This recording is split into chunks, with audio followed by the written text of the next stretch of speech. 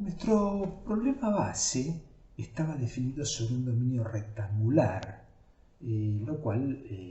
obviamente trabajando en coordenadas cartesianas simplifica mucho la implementación o la discretización, digamos. Ahora, en general uno se va a encontrar con dominios arbitrarios, con formas arbitrarias, y entonces esto implica que hay que considerar cómo uno va a hacer el tratamiento del contorno, cómo va a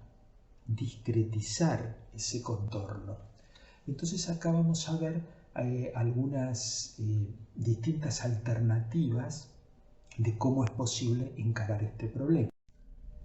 Bueno, la forma más elemental es que planteamos como primera alternativa es lo que podríamos llamar rectificación del dominio,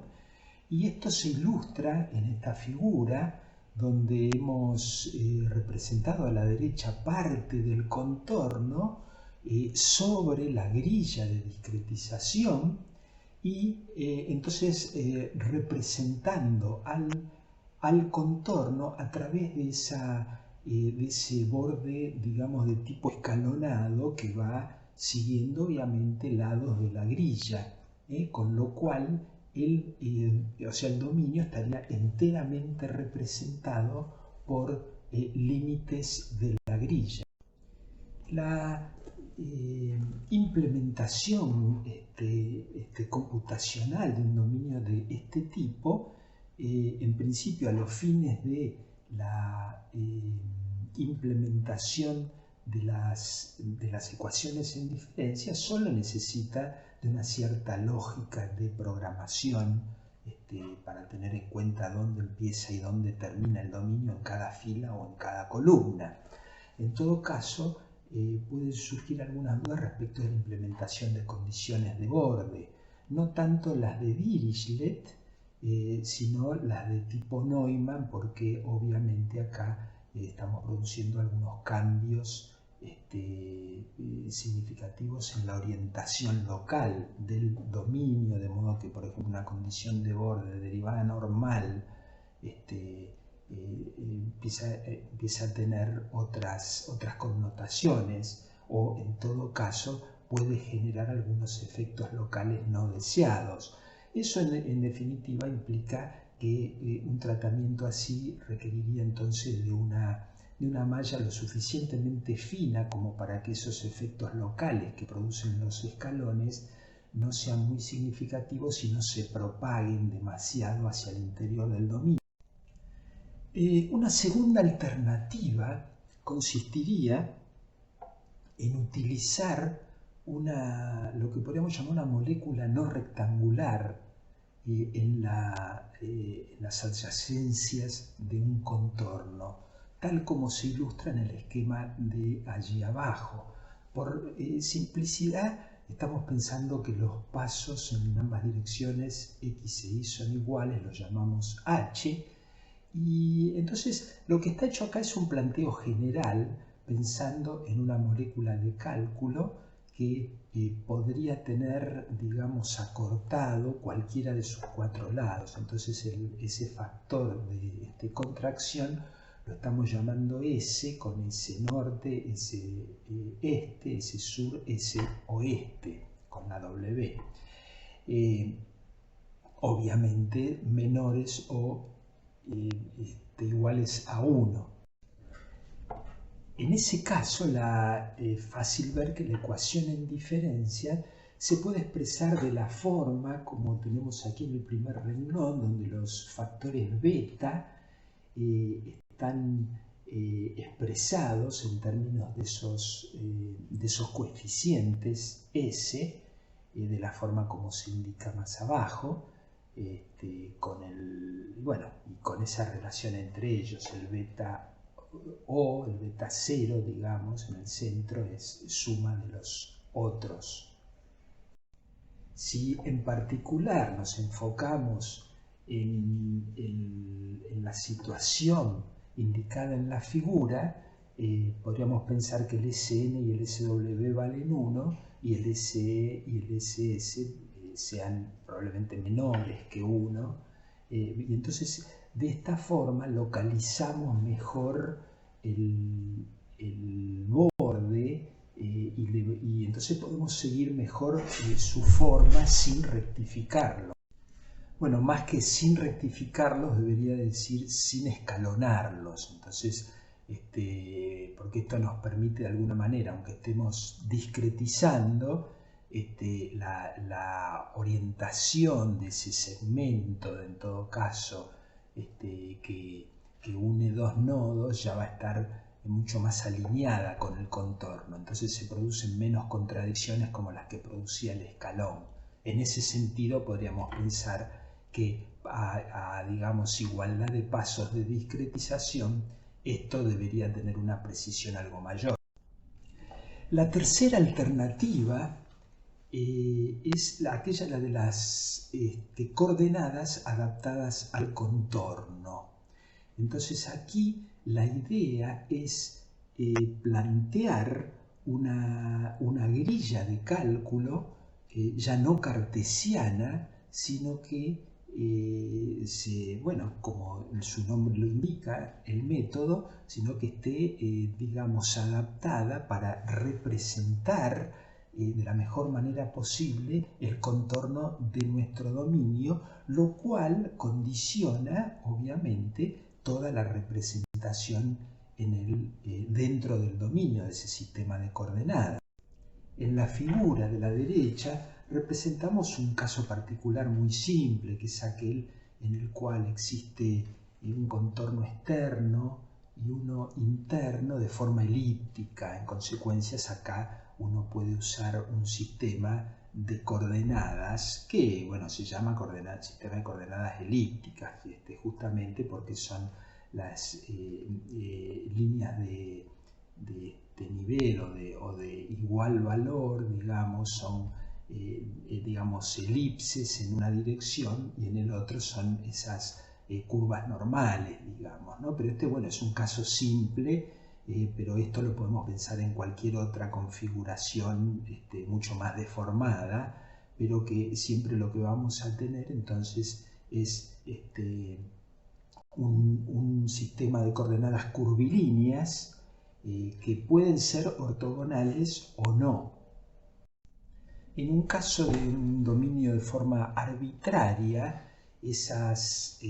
la construcción de ese sistema de coordenadas tiene que, digamos, basarse en un algoritmo o basarse en algoritmos que ya han sido desarrollados y que en función de dar el contorno, obviamente discretizado, construye automáticamente ese sistema. Entonces, de alguna manera dependemos de un preprocesador que pueda construir el sistema de coordenadas y establecer sus características métricas. Resulta muy importante entender que, habiendo redefinido el sistema de coordenadas, hay que transformar la ecuación diferencial al nuevo sistema de coordenadas. Y eso, entonces ahí aparecen estos factores métricos del sistema de coordenadas, pero eso es un trabajo previo que hay que hacer sobre el escritorio, porque en definitiva esa es la ecuación diferencial que hay que discretizar. Para ilustrar este tema de la transformación de la ecuación diferencial, acá planteamos el caso particular de la transformación, en particular del laplaciano, a coordenadas curvilíneas ortogonales, y donde ahí aparecen estos factores de escala, estos factores métricos que en realidad son función de punto, varían punto a punto, y en consecuencia esa es una información que nos debe proveer el algoritmo que nos genera la malla. Como cuarta alternativa, la última que vamos a discutir, es la metodología de las fronteras inmersas, que esta es una metodología ya, podríamos decir, más elaborada y más precisa, y que en definitiva la idea fuerza de esto también es de alguna manera extensión del dominio más allá de la frontera, algo parecido a lo que habíamos planteado con el nodo fantasma, es decir, digamos, de alguna manera apostar a que la solución continúa más allá y, en definitiva, de una forma tal que me garantiza el cumplimiento de las condiciones de borde sobre justamente el contorno del dominio. Es interesante mencionar que el establecimiento de estos tratamientos de fronteras inmersas significó un salto cualitativo para insistir en la discretización de problemas elípticos por el método de las diferencias finitas, ya que, como vamos a ver, métodos como el de elementos finitos, luego el de elementos de contorno, tienen un tratamiento en principio más directo, más compacto, quizá más eficiente de las condiciones de borde, o sea, respecto de los clásicos de tratamientos utilizados para diferencias finitas, y en consecuencia de alguna manera pusieron un manto de sombra sobre la pertinencia de usar diferencias finitas en problemas elípticos. Sin embargo, este tratamiento, como decíamos, este tratamiento de frontera inmersa es lo suficientemente preciso y eficiente como para ponerlo de vuelta en carrera, sobre todo considerando que en algunos contextos, por ejemplo, de cálculos de alta performance, donde uno necesita